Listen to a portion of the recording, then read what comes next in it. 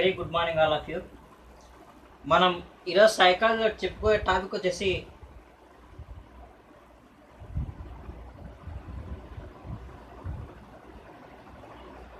కార్యసాధక నిబంధన సిద్ధాంతం.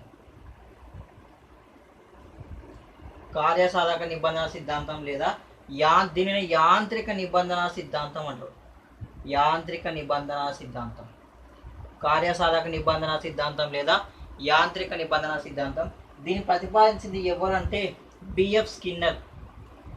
BF Skinner అనేటటువంటి శాస్త్రవేత్త ఈ కార్యసాధక నిబంధన సిద్ధాంతాన్ని ప్రతిపాదించడం జరిగింది. అయితే ఈ బిఎఫ్ స్కిన్నర్ ఏ దేశస్థుడు అంటే అమెరికా దేశస్థుడు. ఇది కూడా మోస్ట్ ఇంపార్టెంట్. అంటే ఒక సిద్ధాంతాన్ని ఎవరు ప్రతిపాదించారు, ఆ శాస్త్రవేత్త ఏ దేశానికి చెందినవాడు అనే విషయం కూడా బాగా గుర్తుంచుకోవాలి. కార్యసాధక నిబంధన సిద్ధాంతం లేదా యాంత్రిక నిబంధన సిద్ధాంతాన్ని ప్రతిపాదించింది ఎవరంటే బిఎఫ్ స్కిన్నర్. ఏ దేశానికి చెందినవాడు అంటే అమెరికా దేశానికి చెందినవాడు అనే విషయాన్ని బాగా గుర్తుంచుకోవాలి.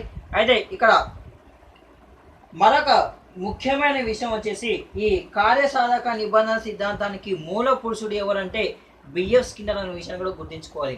కార్యసాధక నిబంధన సిద్ధాంతాన్ని ప్రతిపాదించింది బిఎఫ్ స్కిన్నరే. అదేవిధంగా కార్యసాధక నిబంధన సిద్ధాంతానికి మూల పురుషుడు ఎవరంటే కూడా బిఎఫ్ స్కిన్నర్ అనే విషయాన్ని గుర్తుంచుకోవాలి.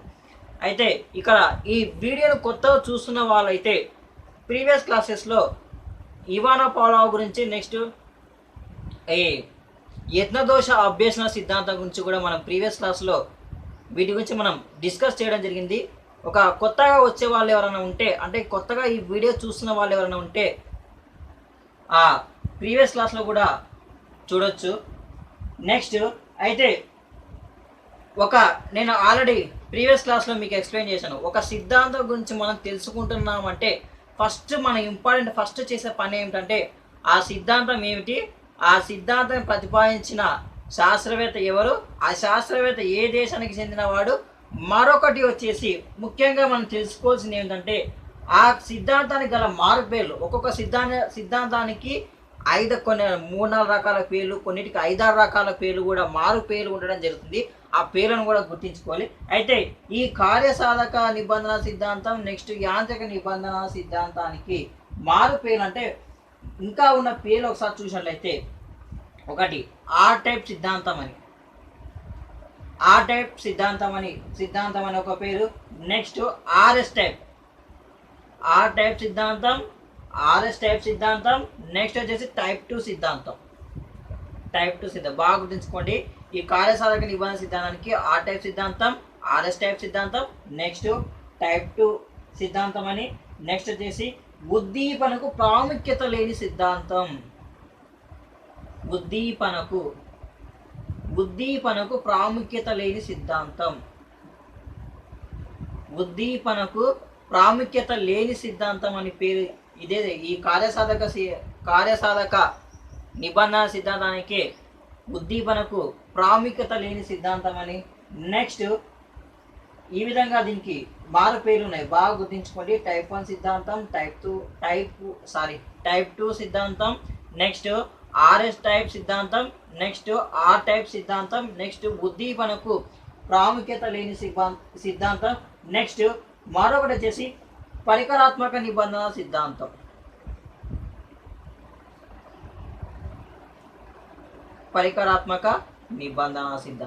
ఈ విధంగా అంటే ఈ కార్యసాధక నిబంధన సిద్ధాంతానికి ఇన్ని పేర్లు ఉన్నాయి. ఈ పేర్లు బాగా గుర్తుంచుకోవాలి. దీన్ని ప్రతిపాదించింది వచ్చేసి బిఎఫ్ స్కిన్నర్ అనే విషయాన్ని గుర్తుంచుకోవాలి. అతడు ఏ దేశస్తుడు అంటే అమెరికా దేశానికి చెందిన అనే విషయాన్ని గుర్తుంచుకోవాలి. అయితే ఈ బిఎఫ్ స్కిన్నర్ కొన్ని గ్రంథాలు రాశాడు. గ్రంథాలు అయితే మనం ఎప్పుడైనా సరే చదువుకున్నప్పుడు బాగా గుర్తుంచుకోవాల్సింది ఫస్ట్ వచ్చేసి ఆ సిద్ధాంతం ఏమిటి, ఆ సిద్ధాంతాన్ని ప్రతిపాదించింది ఎవరు, ఆ సిద్ధాంతానికి గల మారు పేర్లు అంటే ఆ సిద్ధాంతానికి ఇంకా ఏమైనా పేర్లు ఉన్నాయనే విషయం మనం ఫస్ట్ ఎప్పుడైనా సరే బాగా మనం గుర్తుంచుకోవాలి. అయితే ఈ బిఎఫ్ స్కిన్నర్ రచించినటువంటి గ్రంథాలను చూస్తే, అంటే అతనికి సంబంధించిన గ్రంథాలు చూస్తే, ఒకటి concept of reflex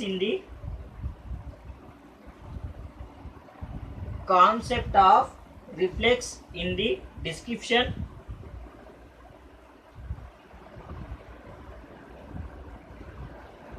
description of behaviour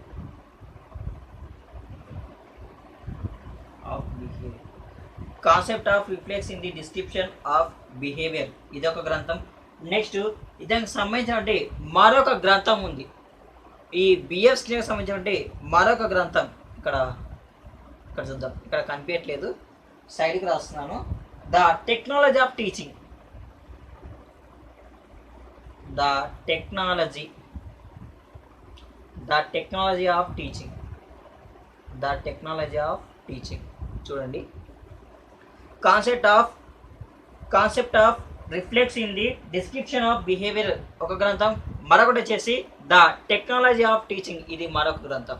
ఈ రెండు గ్రంథాలని బాగా గుర్తుంచుకోండి. అయితే నెక్స్ట్ ఇప్పుడు మనం అసలు ఈ కార్యసాధక నిబంధన సిద్ధాంతం ఏమిటి, ఈ సిద్ధాంతం ఏం ప్రతిపాదిస్తుంది, అసలు అతడు ఈ బిఎఫ్ స్కిన్నర్ అనేటువంటి శాస్త్రవేత్త ఏ విధమైన ప్రయోగాలు చేశాడో, ఆ ప్రయోగాల ద్వారా ఏ విధమైన ఫలితాలు వచ్చాయి, నెక్స్ట్ ఆ ఫలితాల ద్వారా అతడు ఏ నియమాలను ప్రతిపాదించాలనే విషయం మనం ఇప్పుడు చూద్దాం. అయితే ఫస్ట్ ఈ బిఎఫ్ స్కిన్నర్ ఉపయోగించిన పేటిక పేరు కూడా అడుగుతాడు. ఆ పేటిక ఏంటంటే స్కిన్నర్ పేటిక, గుర్తుంచుకోవాలి, స్కిన్నర్ పేటిక.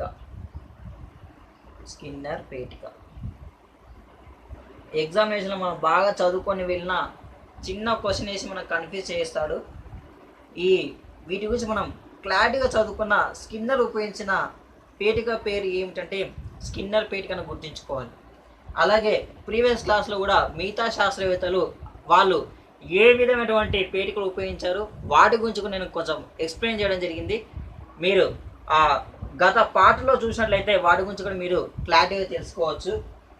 అయితే ఇక్కడ ఈ స్కిన్నర్ పేటికల అతడు ఈ బిఎఫ్ స్కిన్నర్ అనే శాస్త్రవేత్త ఏ జంతువులను ఎంచుకున్నాడు, ఇది కూడా ఇంపార్టెంట్. శాస్త్రవేత్త ఏ జంతువుల మీద ప్రయోగం చేస్తే కూడా ఇంపార్టెంట్. అయితే ఒకటి వచ్చేసి ఎలుక, నెక్స్ట్ పావురాలు, ఎలుకలు నెక్స్ట్ పావురాల మీద ప్రయోగం చేసాడు, బాగా గుర్తుకో. చాలామంది మనకి బిఎఫ్ స్కిన్నర్ అనగానే మనకి ఎలుక గుర్తొస్తుంది, కానీ పావురాల విషయం మనం మర్చిపోతాము. అయితే ఎగ్జామినేషన్లో ఈ రెండు ఆప్షన్స్ ఇచ్చి మన ఇక్కడ 1 and 2 అని అడగడం జరుగుతుంది. అయితే మనకు బాగా ఎలుక అనేది మనకు బాగా గుర్తుండిపోతుంది కాబట్టి మనం ఎలుక అనే ఆప్షన్ మనం చూస్ చేసుకుంటాం. కాబట్టి ఎలుకతో కాకుండా పావురాలు, ఎలుక ప్లస్ పావురాలు అంటే ఈ రెండింటి మీద ప్రయోగాలు చేశాడు. ఈ విషయం కూడా బాగా గుర్తుంచుకోవాలి. అయితే ఈ ఫస్ట్ ఈ బిఎఫ్ స్కిన్నర్ అనే శాస్త్రవేత్త ఏం చేశాడంటే, బిఎఫ్ స్కిన్నర్ అనే శాస్త్రవేత్త ఫస్ట్ ఒక ఎలుక నీకు నేను ప్రీవియస్ క్లాస్ చెప్పడం జరిగింది, నాకు బొమ్మలు గీయడం సరిగా రాదు, దీన్నే ఎలుక అనుకోండి. ఎలుకను ఒక పేటికలో ఉంచుతాడు. ఉంచిన తర్వాత ఇక్కడ మామూలు ఒక మీటర్ అమర్చడం జరుగుతుంది. ఈ మీటర్ అమర్చడం వల్ల ఇక్కడ చిన్న డోరు ఇక్కడ ఏర్పాటు చేయడం జరుగుతుంది. ఇక్కడ డోర్ దగ్గర ఇక్కడ ఆహారం వస్తుంది. అయితే ఇక్కడ ఆహారం ఉంది అన్న విషయం ఎలుకకు తెలియదు, కనిపించదు అన్నమాట. అయితే ఈ మీటర్ నొక్కగానే ఆహారం ఇక్కడ డోర్ ఓపెన్ అయితే తనకి ఆహారం వచ్చేస్తుంది. అయితే ముందు ఈ ఎలుకకి ఇక్కడ ఆహారం అంటే ఇక్కడ తనకి ఫుడ్ ఉంది అన్న విషయం, తనకి ఆహారం ఉందన్న విషయం తనకి తెలియదు. అయితే ఈ ఎలుక ఏం చేస్తుంది, ఫస్ట్ మామూలుగా అటు ఇటు ఈ పేటిక మొత్తం అటు ఇటు తిరిగి ఎప్పుడో ఒకసారి సడన్గా తెలియకుండా ఈ మీట మీద కాలు పెట్టడం ద్వారా ఆటోమేటిక్గా డోర్ ఓపెన్ అయ్యి ఆహారం వస్తుంది. కాకపోతే ఇంత ముందుకు తనకు తెలియదు, ఎందుకంటే అక్కడ నాకు సంబంధించినటువంటి ఆహారం ఉంది అన్న విషయం ఈ ఎలుకకు తెలియదు. కాకపోతే ఎలుక నాక ఒక దగ్గర ఉంటుందా, అటు ఇటు తిరుగుతూ ఉంటుంది.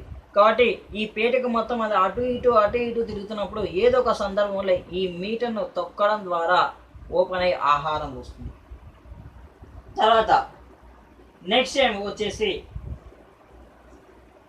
వచ్చేసి ఇక్కడ ఏమవుతుందంటే మళ్ళీ ఇక్కడ స్కిన్నర్ తీసుకొచ్చి మళ్ళీ ఇక్కడ ఆహారం పెడతాడు. మళ్ళీ కొన్ని రోజుల తర్వాత అది తిరుగుతూ అంటే కొంత సమయం తర్వాత మళ్ళీ అటు ఇటు తిరుగుతూ ఏదో ఒక సందర్భంలో మళ్ళీ మీటర్ నొక్కడం చేస్తుంది, మళ్ళీ ఆహారం రావడం చేస్తుంది. అలా కొన్నిసార్లు జరిగిన తర్వాత ఎలుకకి ఏ విషయం అర్థం అవుతుందంటే, ఒకవేళ నేను ఈ మీటర్ నొక్కినట్లయితే నాకు ఆహారం వస్తుంది అనే విషయం ఆటోమేటిక్గా తెలుస్తుంది. ఎందుకంటే ఇది ముందు తనకి తెలియదు, మీటర్ నొక్కితే ఆహారం వస్తుంది అన్న విషయం తనకు తెలియదు. కాకపోతే ఆ ప్రయత్నం అంటే ఏదో ఒక సందర్భంలో ఆ మీటర్ నొక్కడం ద్వారా ఆహారం వస్తుంది. ఇలా కొన్నిసార్లు జరిగిన తర్వాత ఆ ఎలుకకి ఏ విషయం అర్థం అవుతుందంటే, నాకు ఆహారం కావాలంటే ఖచ్చితంగా ఈ మీటర్ నొక్కినట్లయితే నాకు ఆహారం వస్తుంది అన్న విషయం ఈ ఎలుక తెలుస్తుంది. అంటే దీని అర్థం ఏంటంటే ప్రతిస్పందనకు ప్రాధాన్యత ఇస్తుంది అన్న సిద్ధాంతంగా మనం చెప్పుకోవచ్చు. ఈ కార్యసాధక నిబంధన సిద్ధాంతాన్ని ప్రతిస్పందనకు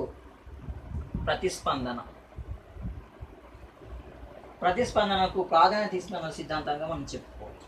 అయితే ఈ ప్రయోగం ద్వారా ఈ స్కిన్నరు కొన్ని నియమాలు ప్రతిపాదించాడు. ఈ నియమాలు ప్రవర్తనవాదాన్ని ఎంతగానో ప్రభావితం చేశాయి.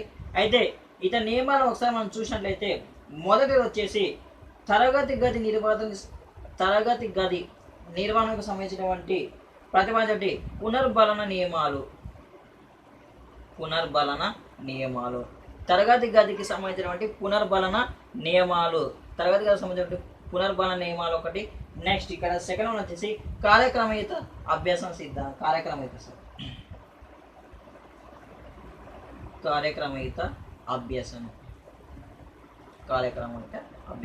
ఈ రెండు నియమాలు ప్రతిపాదించబడింది. అయితే ఈ తరగతి గది సంబంధించినటువంటి పునర్బలన నియమాలు ఏమిటి, ఈ కార్యక్రమయుత అభ్యాసం ఏమిటి అనే విషయం ఒకసారి చూద్దాం. అయితే ఫస్ట్ ఈ తరగతి గదికి సంబంధించినటువంటి పునర్బలన నియమాలు మనం ఒకసారి చూద్దాం. ఈ తరగతి గదికి సంబంధించినటువంటి పునర్బలన నియమాలు 4 రకాలుగా వర్గీకరించడం జరిగింది. అయితే అందులో మొదటి వచ్చేసి నిరంతర పునర్బలనం. అసలు ఏమిటి నిరంతర పునర్బలనం అంటే ఎప్పుడు సమయ సందర్భం లేకుండా ఎల్లప్పుడూ పునర్బలం ఇస్తూ ఉంటారు. దీన్ని నిరంతర పునర్బలం అనడం జరుగుతుంది. అంటే ఏమిటంటే ఈ నిరంతర పునర్బలం అంటే ఏమిటంటే బాగా గుర్తుంచుకోండి. మామూలుగా పిల్లవాడు ఏదైనా ఒక ప్రాజెక్ట్ పని చేస్తున్నప్పుడు అంటే అతనికి వెంటనే పునర్బలన ఇవ్వడం, అంటే ఒక సమయం సందర్భం ఒక పని కంప్లీట్ అయినప్పుడు కాకుండా వెంటనే తనకి పునర్బలన ఇవ్వడం, అంటే ఒక పని పూర్తయిన వెంటనే మరొక పనికి పునర్బలన ఇవ్వడం. మరొక ఎగ్జాంపుల్ చెప్తే మామూలుగా ఒక తరగతి గదిలో ఒక ఉపాధ్యాయుడు క్వశ్చన్స్ అడుగుతున్నప్పుడు ఒక పిల్లవాడు వెంటనే ఆ ప్రశ్నలకి సమాధానం ఇస్తూ పునర్బలనం పొందడం, దీన్నే నిరంతర పునర్బలనం. అంటే ఎల్లప్పుడూ పునర్బలం పొందుతూ ఉంటే దీన్ని నిరంతర పునర్బలనం అంటారు. నెక్స్ట్ వచ్చేసి సెకండ్ వచ్చేసి స్థిరకాల వ్యవధి పునర్బలనం. రెండోది వచ్చేసి స్థిరకాల వ్యవధి పునర్బలనం. ఈ స్థిరకాల వ్యవధి పునర్బలనం ఏమిటంటే అంటే మామూలుగా విద్యార్థులు అంటే ఒక పర్టికులర్ టైంకి అంటే ఒక ఖచ్చితమైన సమయానికి పునర్బలం ఇవ్వడం స్థిరకాల వ్యవధి పునర్బలం. ఒక ఎగ్జాంపుల్ చెప్పేసి ఒక ఎగ్జాంపుల్ ఏమిటంటే మామూలుగా పిల్లలు ఒక ప్రాజెక్ట్ పని చేస్తున్నారు. ప్రాజెక్ట్ పని చేసినప్పుడు వాళ్ళకి ఎల్లప్పుడు అంటే నిరంతరం పునర్బలం ఇవ్వకుండా ఒక కొంత టైం తర్వాత మామూలు 5 నిమిషాల తర్వాత, ఒక 10 నిమిషాల తర్వాత, ఒక 5 నిమిషాలు లేదా 10 నిమిషాలు లేదా 15 నిమిషాల సమయం మామూలుగా ఏదో ఒక పర్టికులర్ టైంకి ముందు ఒక 5 నిమిషాల తర్వాత వెళ్ళి వాళ్ళకి పునర్బలం ఇవ్వడం, మళ్ళీ ఒక 5 నిమిషాల తర్వాత వెళ్ళి మళ్ళీ వాళ్ళకి మీరు ఈ పని చేయమని చెప్పి పునర్బలం ఇవ్వడం, లేకపోతే 10 నిమిషాలు తీసుకొని 10 నిమిషాల తర్వాత వెళ్ళి వాళ్ళకి పునర్బలం ఇవ్వడం, లేకపోతే వాళ్ళు ఎంచుకున్న పనిని బట్టి ఒక 15 నిమిషాల టైం తీసుకొని ఆ 15 నిమిషాలకు వెళ్ళి పునర్బలం ఇవ్వడం అనేది ఈ స్థిరకాల వ్యవధి పునర్బలానికి ఎగ్జాంపుల్గా చెప్పుకోవచ్చు. మరొక ఎగ్జాంపుల్ వచ్చేసి మామూలుగా ప్రయోగశాలలో ఏదైనా ఒక హైడ్రోజన్ తయారు చేయడం కానీ లేదన్నా ఒక కొత్త కెమికల్ని అంటే ప్రయోగశాలలో తయారు చేసినప్పుడు అక్కడ ఉన్నటువంటి ఉపాధ్యాయుడు విద్యార్థుల దగ్గరికి వెళ్ళి ఒక 10 నిమిషాలకు ఒకసారి వెళ్ళి పునర్బలం అంటే ఏమేమి చేయాలో చెప్పి రావడం, మళ్ళీ ఒక 10 నిమిషాల తర్వాత వెళ్ళి మళ్ళీ చెప్పి రావడం, అంటే దీనినే స్థిరకాల వ్యవధి పునర్బలం. అంటే ఒక ప్రత్యేకమైన సమయానికి ఒక పర్టికులర్ టైంకి ఆ టైం పీరియడ్లో గ్యాప్ ఇస్తూ ఒక పర్టికులర్ టైంకి గ్యాప్ ఇస్తూ పునర్బలం ఇవ్వడానే స్థిరకాల వ్యవధి పునర్బలం అంటారు. నెక్స్ట్ మరొకటి వచ్చేసి థర్డ్ వన్ వచ్చేసి స్థిర నిష్పత్తి పునర్బలం. ఈ స్థిర నిష్పత్తి పునర్బలం చూద్దాం. ఒకసారి చూడండి. స్థిర నిష్పత్తి పునర్బలం ఏమిటంటే మామూలుగా ప్రాజెక్ట్ చేసినప్పుడు లేకపోతే ఏదైనా ఒక పని చేసినప్పుడు పిల్లవాడు ఆ పని పూర్తయిన తర్వాత మరికొంత పనికి దగ్గరికి వెళ్ళి ఎక్స్ప్లెయిన్ చేయడం అన్నమాట. అయితే బాగా గుర్తుంచుకోండి. అంటే మామూలుగా వచ్చేసి ఈ స్థిర నిష్పత్తి పునర్బలం అంటే ఏమిటంటే ఇప్పుడు మామూలుగా ఒక అబ్బాయి ఏదైనా ఒక బొమ్మ గీస్తున్నాడు అనుకుందాం. మామూలుగా ఒక అబ్బాయి వచ్చేసి ఒక రాకెట్కి సంబంధించినట్టు బొమ్మ గీస్తున్నాడు.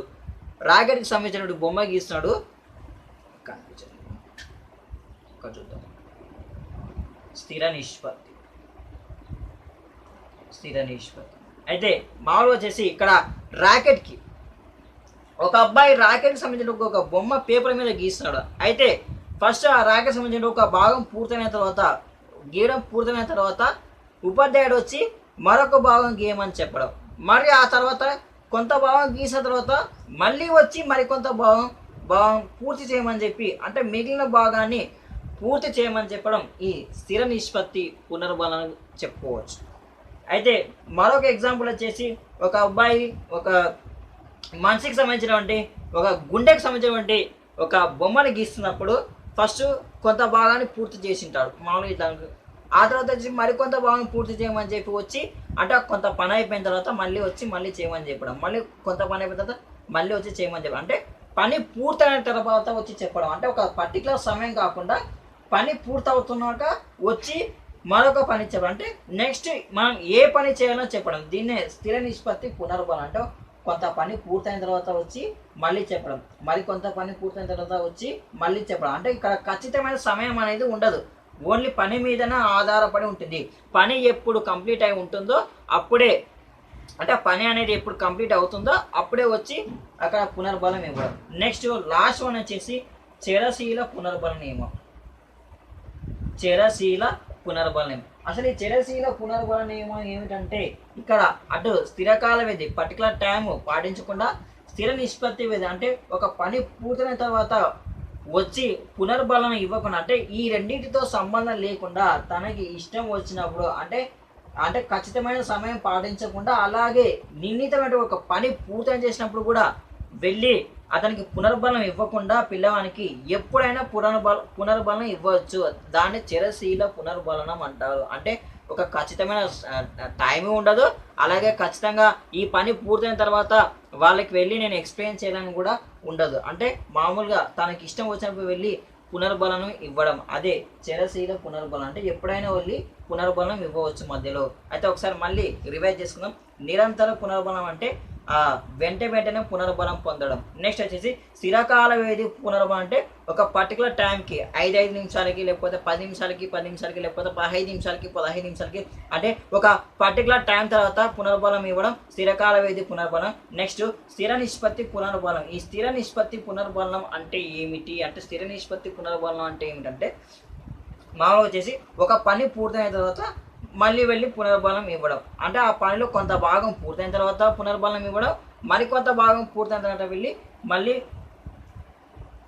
పునర్బలం ఇవ్వడం, అంటే కొంత పని పూర్తయినాక వెళ్ళడం మళ్ళీ పునర్బలం ఇవ్వడం, మళ్ళీ ఆ పని పూర్తయిన తర్వాత మళ్ళీ వెళ్ళడం, మళ్ళీ పునర్బలం ఇవ్వడం. ఇది స్థిర నిష్పత్తి పునర్బలం. ఈ చరశీల పునర్బలం అంటే ఏమిటంటే, అంటే ఇక్కడ స్థిరకాల వ్యవధితో సంబంధం ఉండదు. ఇక నెక్స్ట్ వచ్చేసి ఈ స్థిర నిష్పత్తి పునర్బలంతో సంబంధం ఉండదు. అంటే మామూలుగా వచ్చేసి ఇక్కడ పునర్బలం అనేది ఎప్పుడైనా ఏ సమయానికైనా ఇవ్వచ్చు, అక్కడ పని ఏ భాగంలో ఉన్నప్పుడైనా ఇవ్వచ్చు. అంటే పర్టికులర్గా ఇప్పుడే ఇవ్వాలన్నటువంటి కండిషన్ లేదు, ఎప్పుడైనా ఇవ్వచ్చు.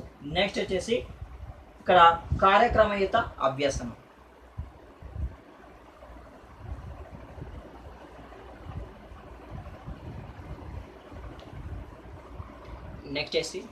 నెక్స్ట్ కార్యక్రమయుత అభ్యాసం.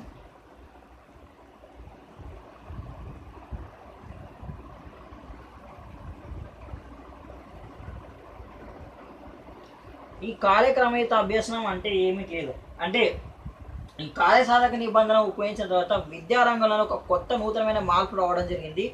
ఆ మార్పులకు అనుగుణంగా ప్రవేశపెట్టిందే కార్యక్రమయుత అభ్యసనం. అంటే ఈ కార్యక్రమయుత అభ్యాసం అంటే ఏమీ లేదు, ఒక విషయాన్ని పిల్లలకి నేర్పిస్తున్నప్పుడు, ఒక పెద్ద విషయాన్ని కానీ ఒక కథను కానీ ఏదైనా నేర్పిస్తున్నప్పుడు ఆ పిల్లవాడికి ఒకేసారి మొత్తం కాకుండా దాన్ని చిన్న చిన్న భాగాలుగా విడగొట్టి ఒక భాగం పూర్తిగా నేర్పించిన తర్వాత మళ్ళీ నెక్స్ట్ మరొక భాగానికి వెళ్ళడం, ఆ తర్వాత నెక్స్ట్ మరొక భాగానికి వెళ్ళడం. అది అంటే స్టెప్ బై స్టెప్ ఒక లెవెల్ కంప్లీట్ అయిన తర్వాత ఇంకో లెవెల్కి వెళ్ళడం, ఈ లెవెల్ కంప్లీట్ అయిన తర్వాత ఇంకో లెవెల్కి వెళ్ళడం. ఇదే కార్యక్రమయుత అభ్యాసం. అంటే ఇందులో టైం కొంచెం కొన్నిసార్లు ఎక్కువ తీసుకోవచ్చు, కొందరికి ఎక్కువ తీసుకోవచ్చు, కొందరికి తక్కువ తీసుకోవచ్చు. ఎందుకంటే వాళ్ళ యొక్క వైయక్తిక, అంటే విద్యార్థికి సంబంధించిన వైయక్తిక భేదాలను అనుసరించి ఇక్కడ మనకి జరగడం జరుగుతుంది. కాబట్టి అక్కడ అంటే సమయం అనేది ఎక్కువ కావచ్చు, తక్కువ కావచ్చు. కాకపోతే ఈ విధంగా ఒక పనిని చిన్న చట్రాల రూపంలో చూపించే అంటే వాళ్ళకి ఎగ్జామ్లో క్వశ్చన్స్ అంటే మామూలుగా క్వశ్చన్స్ అయినా సరే చిన్న చిన్న చిత్రాల రూపంలో వాళ్ళకి తీసుకొచ్చి ఆ ప్రశ్నలను చదివించి అంటే ఆ ప్రశ్నలు వాళ్ళకి ఇచ్చి చదివించి వాటి ద్వారా సమాధానం గుర్తించడం. అంటే ఈ చిత్రం పూర్తయిన తర్వాత నెక్స్ట్ మరొక దానికి రావడం, ఆ తర్వాత మరొక దానికి రావడం. ఇదే కార్యక్రమయుత అభ్యాసాన్ని బాగా గుర్తుంచుకోవాలి. అయితే ఈ కార్యక్రమయుత అభ్యాసంలో మరొకటి మోస్ట్ ఇంపార్టెంట్ గుర్తించుకోవాల్సిన విషయం ఏంటంటే ఇందులోనే లర్నింగ్ బై డూయింగ్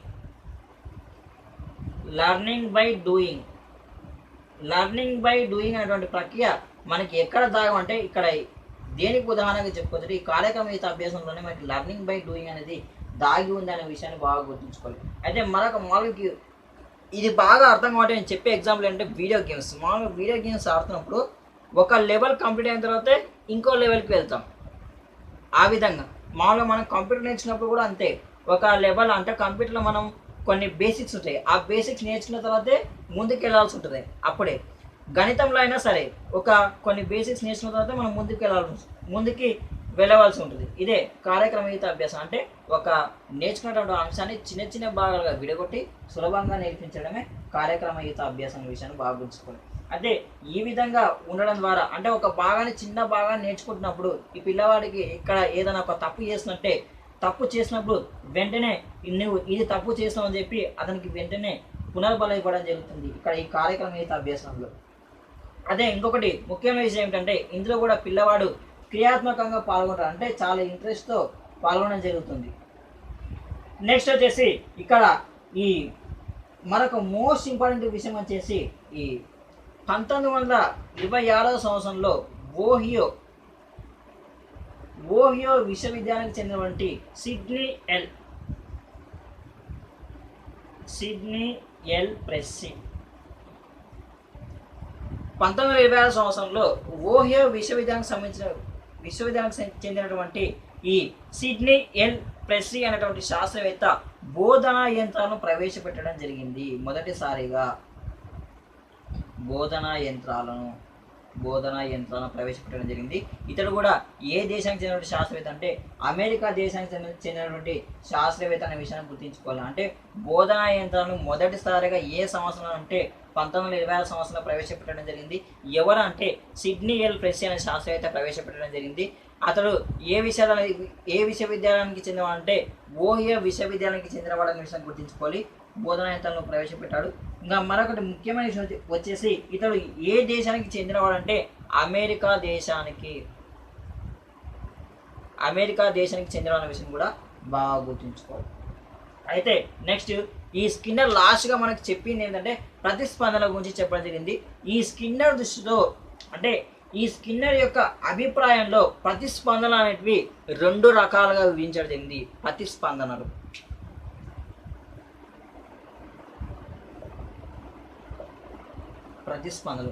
ఈ స్కిన్నర్ దృష్టిలో ప్రతిస్పందన ఒకసారి చూసినట్లయితే ఇతడు ప్రతిస్పందనని 2 రకాలుగా చేశాడు. ఒకటి వచ్చేసి నిర్గమాలు, నెక్స్ట్ సెకండ్ వన్ వచ్చేసి ఉద్గమాలు. అసలు నిర్గమాలు అంటే రాబట్టిన ప్రతిస్పందనను గుర్తించుకోవాలి. రాబట్టిన ప్రతిస్పందన అంటే మనం కృత్రిమంగా అంటే లేనటువంటి ప్రతిస్పందన మనం కృత్రిమంగా రాబట్టడం. ఎగ్జాంపుల్ వచ్చేసి పావ్లోవ్ ప్రయోగం. అయితే ఈ పావ్లోవ్ ప్రయోగంలో కుక్కకి గంట కొట్టిన వెంటనే ప్రతిస్పందనగా లాలాజలం స్రవించాలన్న ప్రతిస్పందన ఇంతకు ముందుకు తనలో అంటే కుక్క లోపల ఉండదు. కాకపోతే మనం కొన్ని ప్రయోగాలు చేసి చివరికి కుక్క లోపల మనం కృత్రిమంగా ఒక ప్రతిస్పందన రాబట్టిన ఏంటంటే గంట కొట్టిన వెంటనే నాకు ఆహారం వస్తుంది అనే విషయం కుక్కకు తెలిసి లాలాజలాన్ని స్రవిస్తుంది. నిర్గమాలంటే మనం రాబట్టిన బహిర్గ ప్రతిస్పందన, అంటే మనము కొన్ని ప్రయోగాలు చేసి రాబట్టిన కానీ సహజంగా రాలేదు అనే విషయాన్ని గుర్తుంచుకోవాలి. నెక్స్ట్ మరొకటి వచ్చేసి మామూలుగా పిల్లవాడికి ఏదైనా ఒక విషయం ఆశ చూపించి నువ్వు రోజు స్కూల్కి పెడితే చాక్లెట్ ఇస్తానా అంటే అతను చాక్లెట్ కోసమే స్కూల్కి వెళ్ళడం అనేది అంటే ఒక ప్రతిస్పందన ఏమిటంటే ఎలాగో నాకు చాక్లెట్ ఇస్తాడు అందుకోసమే నేను స్కూల్కి వెళ్తాను. ఇది కూడా ఒక నిర్గమ ప్రతిస్పందన కిందికి వస్తుంది. నెక్స్ట్ ఉద్గమాలు అంటే ఏంటి లేదు, బయటికి వదిలిన ప్రతిస్పందన అంటే ఎటువంటి ప్రయోగం లేకుండా ఎటువంటి ఉద్దీపన లేకుండా ఆటోమేటిక్గా జరిగే చర్యని ఉద్గమాలు అంటారు. మామూలుగా వచ్చేసి ఆ స్కిన్నర్ పీఠికలో ఈ స్కిన్నర్ ప్రయోగం వచ్చేసి ఈ ఉద్గమాల కిందికే వస్తుంది. అంటే మామూలుగా తనకి ఆహారం అంటే ఎలుకకి ఆహారం లేకపోయినప్పటికీ అది అటు ఇటు తిరుగుతూ మీటర్ నొక్కుతుంది. అలా కొన్ని ప్రయోగాల తర్వాత తను తెలుసుకుంటుంది. ఆ విధంగా అంటే మొదట్లో తనకి ఎటువంటి ఎటువంటిది అక్కడ ఉద్దీపన అనేది ఎటువంటిది ఉండదు. కాకపోతే అక్కడ మనకి ప్రతిస్పందన అనేది వస్తుంది. అంటే ఉద్గమాలు అంటే సహజంగా వచ్చేటటువంటి ప్రతిస్పందన, లేకపోతే బయటికి వదిలిన ప్రతిస్పందనలు. అంటే ఉద్దీపన లేకపోయినా ఇక్కడ మనకి ప్రతిస్పందన రావడం జరుగుతుంది. మామూలుగా వచ్చేసి ఒక పిల్లవాడు స్కూల్కి అంటే స్కూల్కి తను ఎవరు బహుమతి ఇవ్వకున్నా తనంతా తనే స్కూల్కి వెళ్ళడం, ఎవరు చెప్పుకున్నా తానంతా తానే చదువుకోవడం, అంటే తనకు తానుగా చదువుకోవడం, ఇవన్నీ ఉద్గమాల కిందికి వస్తాయి. ఇది ఈ కార్యసాధక నిబంధన సంబంధించినటువంటి ఇన్ఫర్మేషన్. అయితే మనం అంటే ఈ ప్రవర్తనవాద సిద్ధాంతం సంబంధించి కార్యసాధక నిబంధన సిద్ధాంతం, నెక్స్ట్ శాస్త్రీయ నిబంధన సిద్ధాంతం, నెక్స్ట్ యత్నదోష అభ్యాస సిద్ధాంతం, అంటే ఈ 3 విషయాల గురించి మనం డిస్కస్ చేసుకోవడం జరిగింది. అంటే గత పాటలో మనం బాగా డిస్కస్ చేసుకోవడం జరిగింది. అయితే ఇక్కడ బాగా గుర్తుంచుకోవాల్సినటువంటి విషయం ఏమిటంటే, ఇక్కడ థానడైక్ ఉపయోగించినటువంటి పేటిక ఏమిటంటే ఫజిల్ పేటిక అని బాగా గుర్తుంచుకోవాలి. నెక్స్ట్ స్కిన్నర్ ఉపయోగించింది స్కిన్నర్ పేటిక అనే విషయం గుర్తుంచుకోవాలి. అయితే ఇంకా నెక్స్ట్ వచ్చేసి ఏ శాస్త్రవేత్తలు ఏ జంతువుల మీద ప్రయోగాలు చేశారనే విషయాన్ని కూడా బాగా గుర్తుంచుకోవాలి. అంటే ప్రీవియస్ క్లాస్లో ఉన్నాయి, వాటిని మీరు చూడడం ద్వారా తెలుసుకోవచ్చు. ఇవన్నీ బాగా గుర్తుంచుకోవాలి. నెక్స్ట్ వచ్చేసి మనం నెక్స్ట్ క్లాస్లో మనం దేని గురించి ఏ టాపిక్ డిస్కస్ చేస్తామంటే బదలాయింపుల గురించి డిస్కస్ చేసుకుందాం. అంటే అభ్యసన బదలాయింపుల గురించి మనం డిస్కస్ చేస్తున్నాం.